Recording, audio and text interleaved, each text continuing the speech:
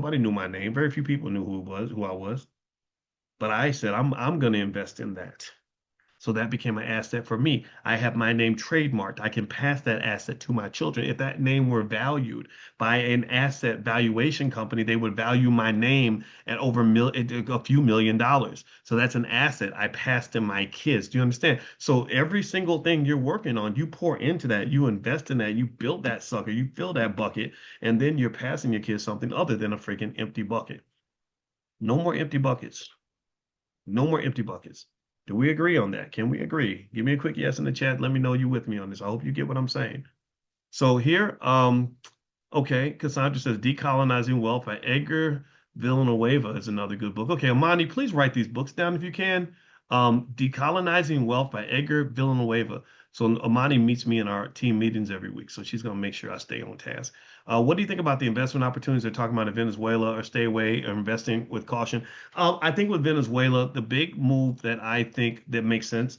I don't know. The oil part still is a little bit foggy because we know Venezuela has oil. There's no question. They got more oil reserves than any other country on earth. But what they don't know is if the oil companies are going to make the investment, or if they can even get the crap out of the ground, because it's heavy crude. That's for whatever reason, it's hard for them to pull it up, but they need the heavy crude. So it's fascinating. I don't know. I mean, I really did. I'm not an expert on oil. I thought the price of oil would go up, but actually, remember this: if they start drilling for all that oil, there's going to be a big more supply of oil, which could cause the price to go down, right? So I don't invest in oil because oil. There's nothing about that industry that tells me that the company's valuations are going to just naturally go up. I do own shares of Exxon though, and I've made a lot of money with that, but that's as deep as I go with oil. The rare earth minerals piece I think will be fascinating because that's Venezuela and Greenland as well. There are I don't have the ticker in front of me, but there's like an ETF of rare earth minerals out there. I'll try to find it. And then also gold. Gold. Yeah, gold GLD. Um, I'm a believer that gold is going to become more valuable because Trump is messing with the Fed, the independence of the Fed, which puts pressure on the valuation of the dollar.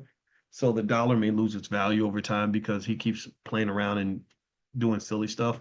Um, and the rare earth minerals ETF that I own is REMX. REMX. It's the Van Eck Rare Earth or Rare Earth Strategic Minerals ETF. REMX.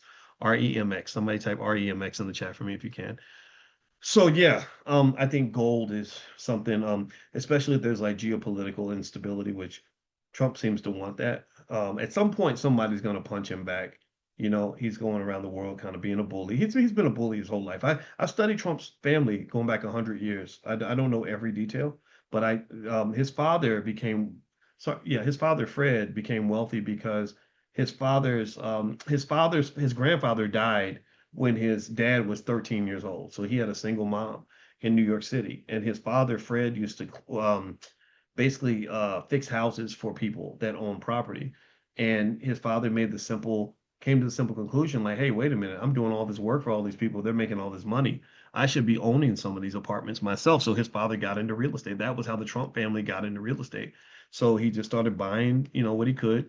And he got bought more and more and more over time. By the time Donald was born, his dad was doing pretty well. I think Donald was born about 1942.